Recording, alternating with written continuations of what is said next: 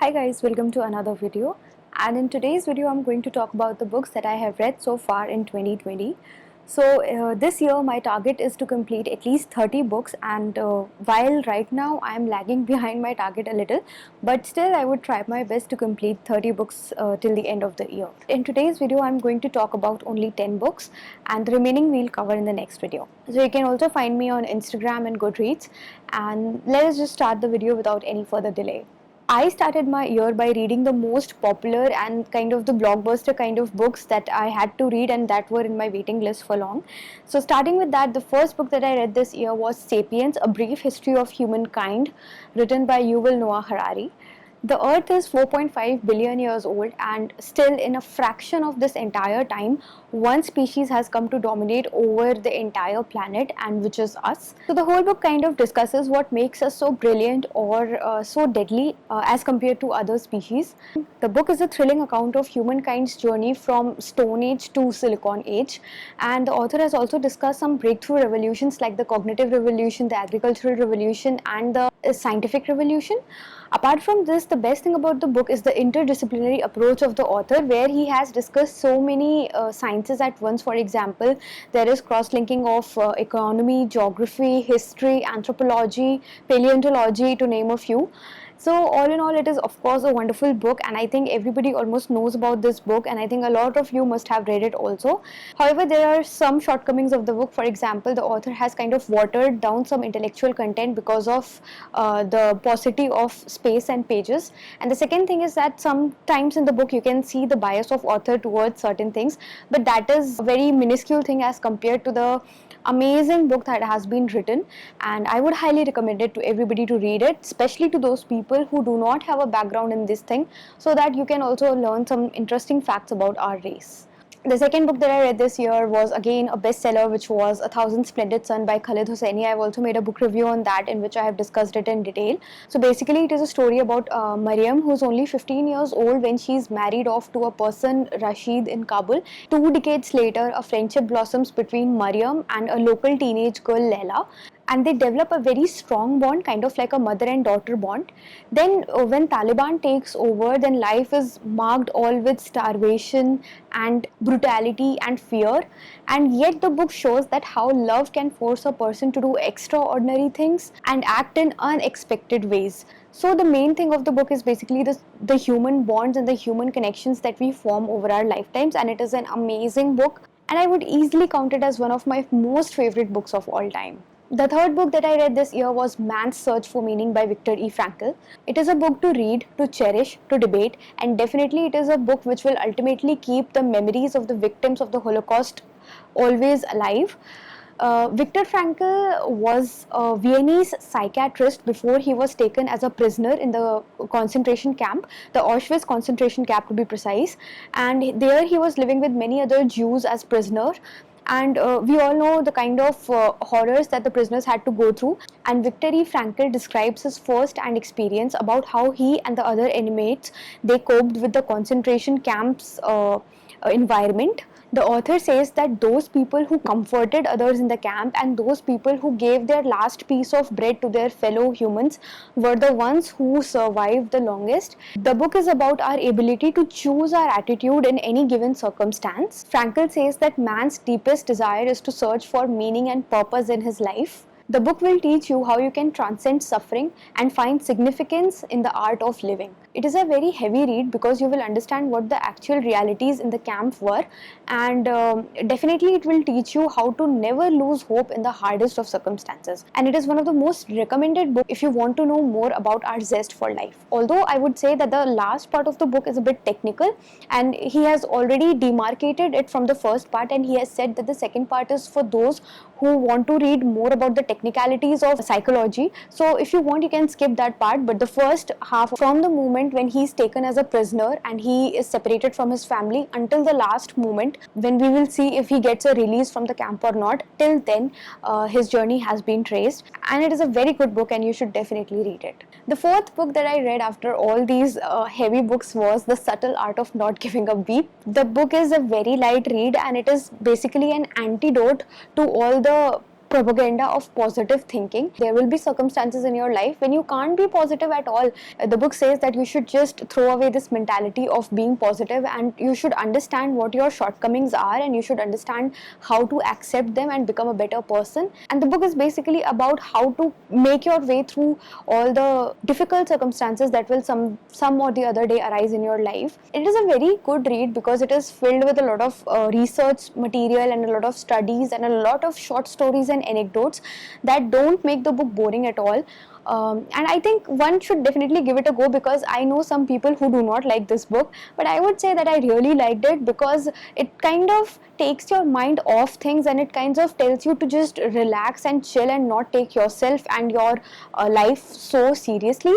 And I think that is so important in today's life. And so yes, I would say that this book, which is written by Mark Manson, you should definitely try to give it a read and try to learn some things from it. Alright, so the fifth book that I read was The Palace of Illusions, written by Chitra Banerjee Divakaruni.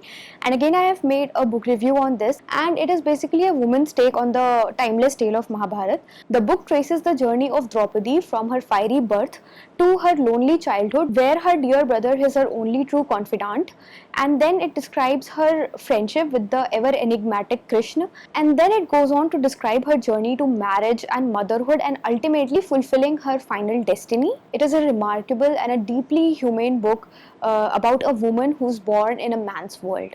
The sixth book that I'm going to mention is a very, very easy read. The book is titled Nine Chambered Heart, written by Janice Periat. In this book, 9 characters recall their relationship with a young woman, the same woman, whom they have loved at some point of time, or whom she has loved. And we as readers, we try to piece her entire personality together by reading the different 9 accounts, as we do with people in our lives as well, because nobody knows someone throughout, and we always know only bits and pieces of someone's personality. So it is a very sweet book, and it basically tries to picture a fragmented and a fragile nature of human identity.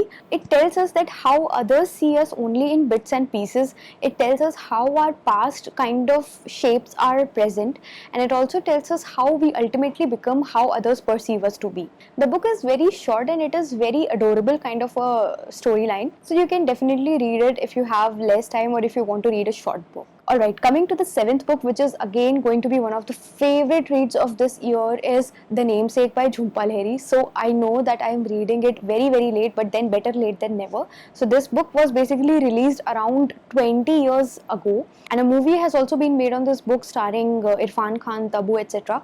Anyway, I've not seen the movie, but the book was so good, and I cannot emphasize it enough, and the writing is absolutely great. So basically the story revolves around a couple, Ashima and Ashok, who have migrated from India, that is Bengal, to a foreign land. And then the book describes how life changes for them and for their children, especially for Gogol.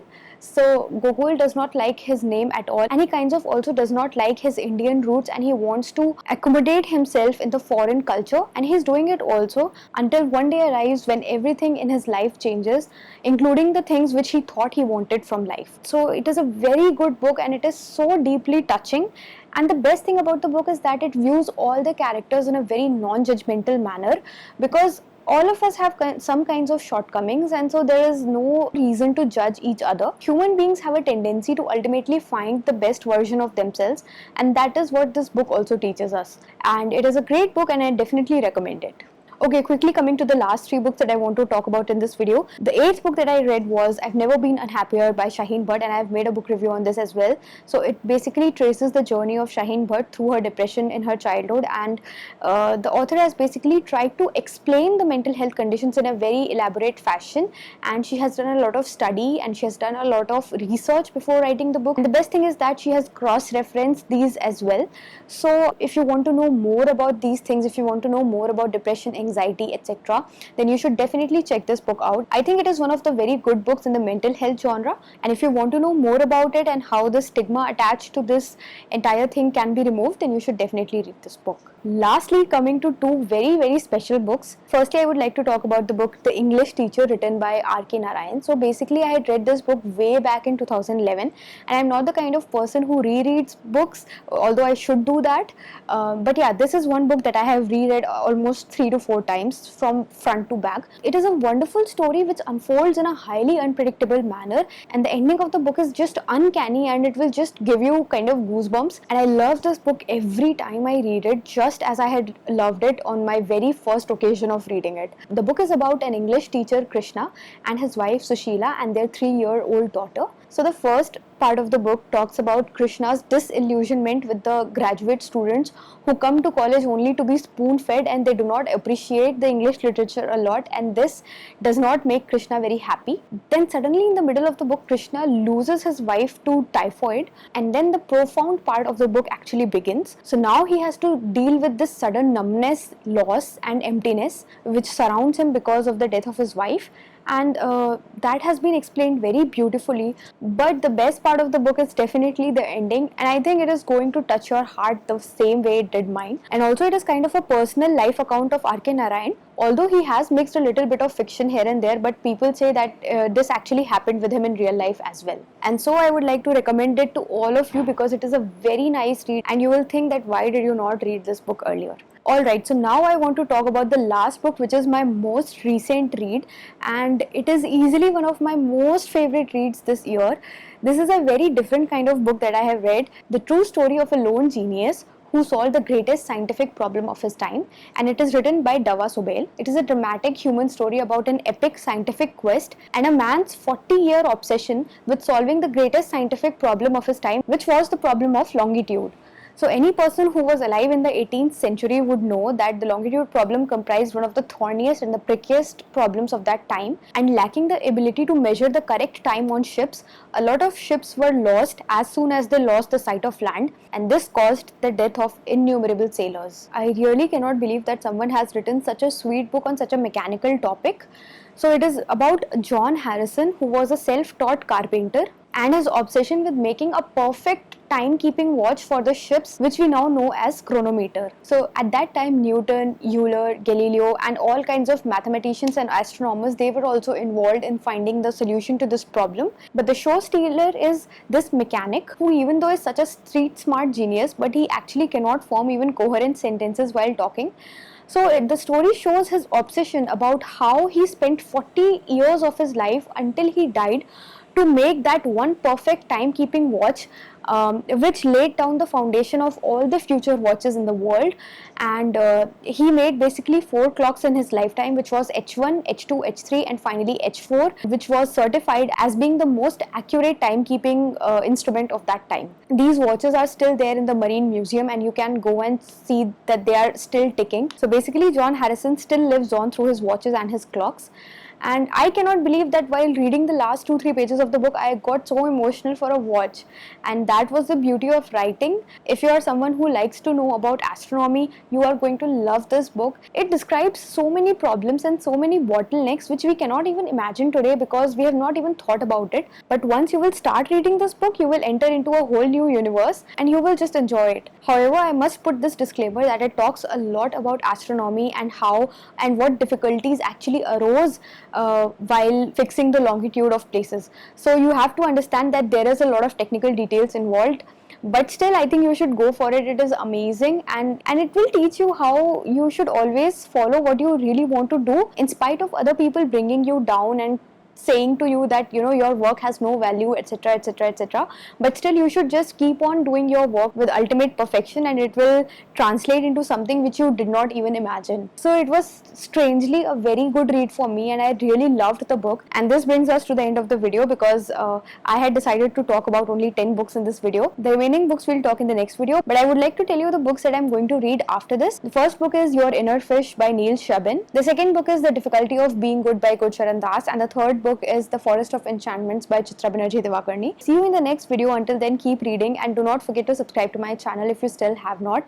And please comment down below what books are you reading right now, and if you have read some of the books which I have mentioned in this video. As I said, you can also connect with me on Instagram, where I frequently post about my books and my art, and you can also connect with me on Goodreads if you want to know what I'm reading currently. That's all for today's video. Have a great week ahead, and stay home and stay safe, and I'll meet you in the next video. Bye.